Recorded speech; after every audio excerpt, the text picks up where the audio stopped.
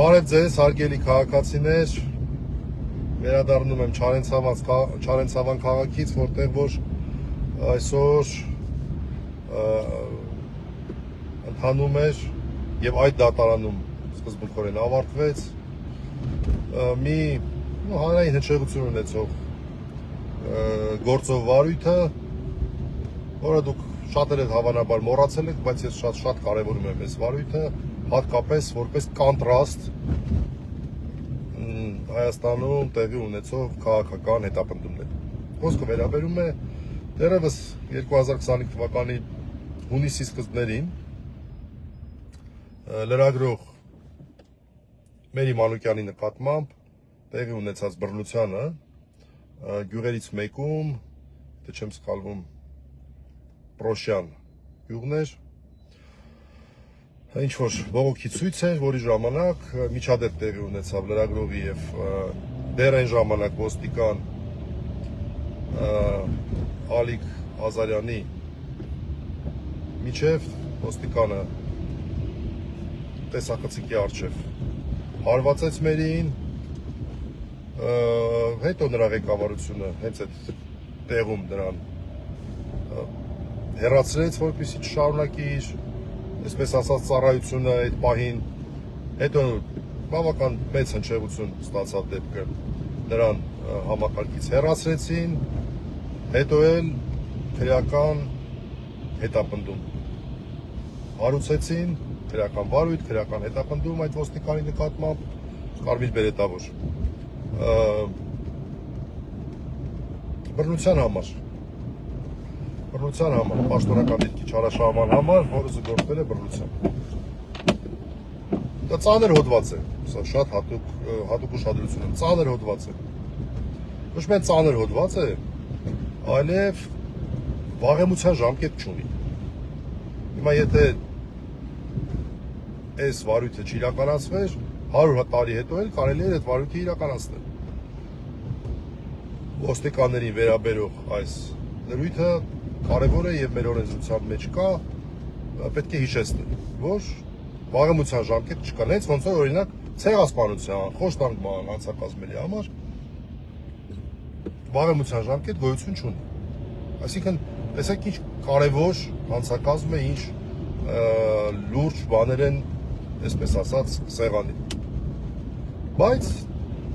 այդ նախկին ոստիկանի նկատմամբ կիրառվեց ամենամեղմ խափաման միջոցը բացակայելու արգելք, որը իդեպ մենք չքննադատեցինք եւ հիմա էլ չենք քննադատում։ Մենք ասում ենք, այսպես էլ պետք է լինի։ Իսկ խնդիրը այն չի, որ ոստիկանի նկատմամբ կիրառվում է այս մեղմ խափաման միջոցը։ Խնդիրը այն է, որ սրբազաններն են նստած, խնդիրը այն է, որ Վազգենն ու Նարեկն են նստած, Սամվել Կարապետյանն է նստած, քաղաքապետերն են նստած,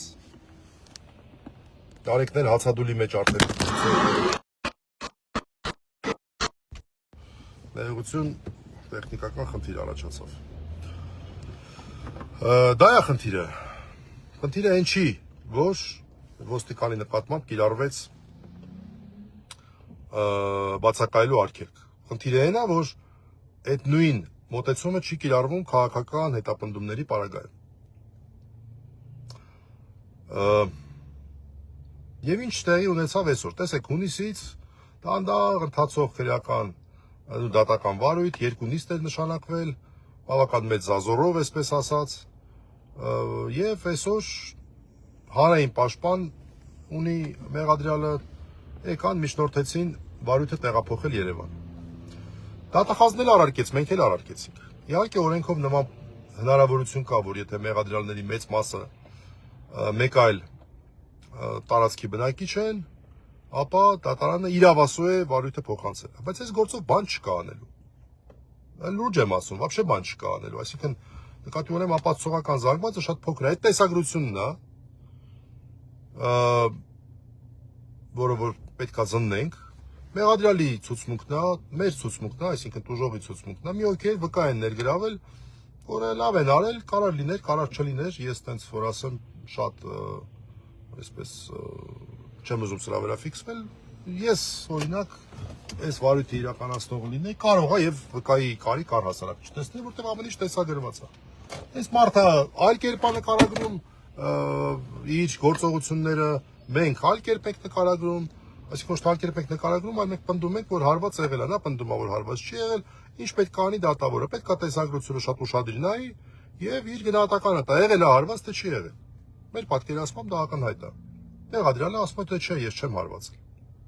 Տեսագրություն կա, տեսագրության մեջ դա երևում է։ Հատկապես որ մի քիչ դանդաղացված ես նայում, ավելի ակնհայտ է երևում։ Հատկապես որ հաշվի ես առնում անմիջապես այդ հարվածից հետո մերի գործողությունները, որ դա տենց այլ բան չէր կարող լինել, քան հարվածից հետո գործողություններ։ Բայց այդ չի հարցը։ Հարցը այն է, որ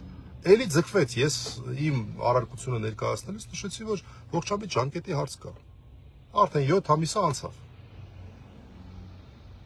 7 ամիսը անցավ։ Տեսեք, բռնության հետ կապված ենթադրյալ առարկա։ Մեղադրյալը, որը որ նախնի ոստիկան է, անազատության մեջ չի, ամենամեծ խափանման միջոցի տակ է։ Նախորդ նիստին էլ չէր եկել, այսօր այդ հարցը քննարկվեց, մենք չենք առարկում, ես համարում եմ, որ պատճառը օբյեկտիվ էր, ինչ որ բան հիմնավորում բերվեց, չեմ պնդում, որ կասկածի տակ դնելու ոչ մի հիմք չունեմ, ընդհակառակը կարծում եմ ճիշտ է ասում, բայց այս չի հարցը։ Հարցը այն է, ինչի է Նարեկ Սամսոնյանը անազատության մեջ, Վազգեն Սաղաթելյանը անազատության մեջ, Նարեկը вообще հացադուլի մեջ արդեն 6-րդ օրն է։ Էլ չեմ խոսում սրբազանների, մյուսների մասին։ Սրբազանների մասին։ Սա է, այդ որ ասում են իրավական պետություն, այս կողմ ենք, ասենք չի լինում սենց, չէ։ Ուղղակի չի լինում սենց։ Լավ, այսքանը սա է ուզում տեղեկացնել։ Դատարանը որոշեց դատավոր Վարուզյանի նախագահությամբ, չնայած դատախազի եւ մեր, այսինքն ըստ էության մեղադրանքի կողմի առարկություններին դատախազը որոշեց բավարարել մեղադրյալի միջնորդությունը, վարույթը փոխանցել Երևանի քրեական դատարանը, չգիտեմ, երբ առաջին նիստը կդնի, այդ առաջին նիստի ժամանակ հաստատ պաշտպանի հարցը առաջանալու, որտեղ հանրային պաշտպանը սպասարկում էր Կոտայքի մարզի տարածքը։ Հաստատ հանրային պաշտպանի հարցը առաջանալու, մեկ այլ հանրային պաշտպանի հարցը առաջանալու, որտեղ այս պաշտպանը վստահ չեմ, որ կարողանա մասնակցել ես, որքան տեղակ եմ տարածքային բնույթակրում։ Էլի գնաց երևի առաջի բովանդակային նիստը կարող է լինի մի 2-3 ամսից։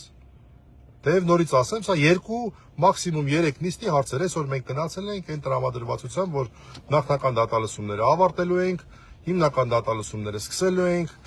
տեսագրությունը նույնիսկ կարող է նայենք, կմնար հարցաքննությունները, այդ էլ հաջորդ նիստով կանենք, կվերջացնենք, կմնար եզրափակիչ ելույթները եւ արդեն դատարանը կգնահատեր ապացույցները, իր որոշումը կայացներ, իր վերդիկտը կայացներ։ Այն էլ բանից պարզվեց, որ չէ, նորից պետք է 0-ից սկսենք։ Այսքանը, շնորհակալություն, հաջողություն։